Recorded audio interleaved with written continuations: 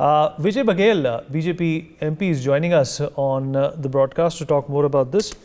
Mr. Baghel, appreciate you talking to us. How confident are you of winning the seat from the constituency? You are fighting the election against Bhupesh Baghel, who's a heavyweight. 101% हम आश्वस्त हैं कि वहाँ Bharatiya Janata party का कमल खिलेगा और Bharatiya Janata party जीतेगी।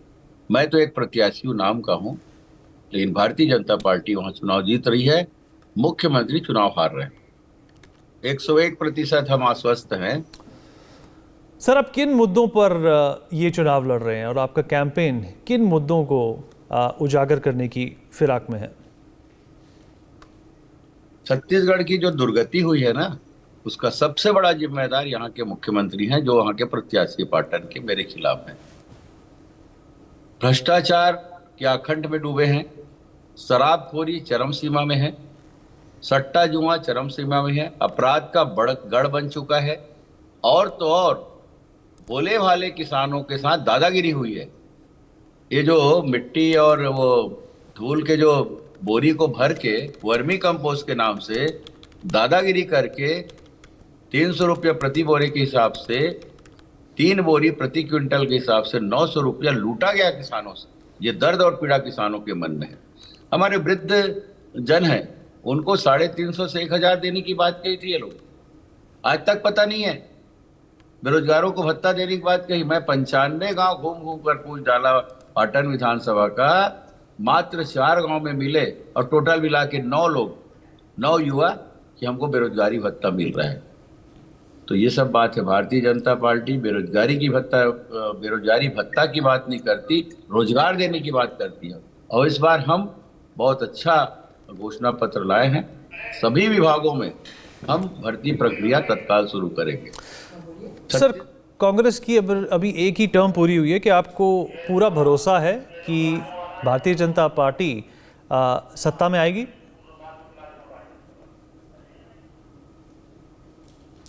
BJP आएगी और 100% आएगी। आप ये पहले चरण का जो चुनाव है ना, 20 तारीख आज थमने वाला है उसका चुनाव प्रचार। हम पे जो वनांचल क्षेत्र में बस्तर और राजनांदगांव में चुनाव है 20 सीटों पर, उसमें भी हमको ज़्यादा सीट आ रही है, क्योंकि हमने आदिवासी भाइयों के लिए बहुत किया है।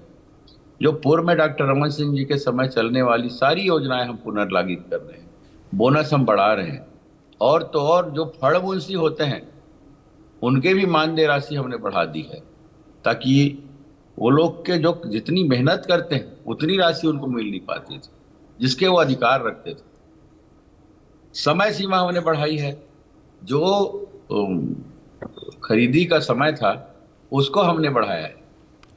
तो ये सब बातें हमने की है, जिसका प्रतिशत ये चुनाव में 7 तारीख को होने वाले चुनाव में मिलेगा। सर, कांग्रेस कहती है कि आप एनफोर्समेंट डायरेक्टरेट, सीबीआई जो एजेंसियां हैं उनका गलत इस्तेमाल करते हैं, कांग्रेस और विपक्ष को टारगेट करते हैं। आप क्या कहना चाहेंगे इस पे? देखिए, भ्रष्टाचारी लोग तो यही बोलेंगे, आकंठ तक भ्रष्टाचार में डूबे। अभी भी 508 करोड़ का पकड़ाया है। इसके लोग जेल में हैं, बेल क्यों नहीं मिल रहा है? शराब घोटाला, और ये लोग बोले कि ईडी भी ना ले। ईडी तो एक स्वतंत्र संस्था है जो कार्रवाई करती है भ्रष्टाचार का। जहाँ पे उनको शिकायत मिलेगी वहां जाके वो लोग दावा बोलेंगे, और वो पकड़ में आ रहे हैं। इनके पास तो कोई जवाब ही नहीं है। अगर इनके पास जवाब होता तो कोर्ट में क्यों फेल हो रहे हैं लोग, ये भी बता दो। तो ये अपनी गलती को छुपाने के लिए ये सब पतंगड़ बातें बना रहे हैं।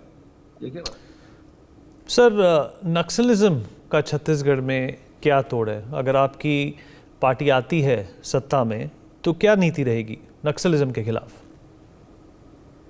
हमारे समय आप याद कीजिए, नक्सल का मूवमेंट बहुत तक हम पीछे हटाए थे, जो आगे बढ़ते बढ़ते अभी बहुत आगे तक आ गए। और हमारा जो प्लानिंग रहता था, केंद्र सरकार से मिलके हम लोग जिस मूवमेंट को चला रहे थे उसमें सरकार फेल हुई है, और आने वाले समय में वही मूवमेंट फिर चलेगा।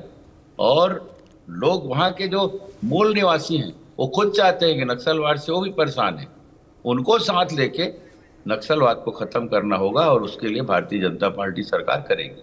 हमारे सर, कास्ट सेंसस को लेकर भारतीय जनता पार्टी क्यों आपत्ति जता रही है? अगर कांग्रेस उसको एक इलेक्शन का एक मुद्दा और या मुद्दे की तरह इस्तेमाल करना चाहती है तो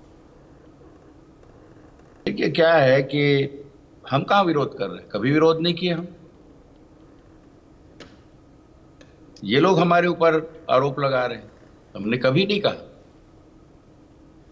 और अगर ये ईमानदारी की बात करें तो ये तो अभी क्या, तो पहले कहे थे और बीच में कराए भी थे, तो जनता के सामने आया क्यों नहीं?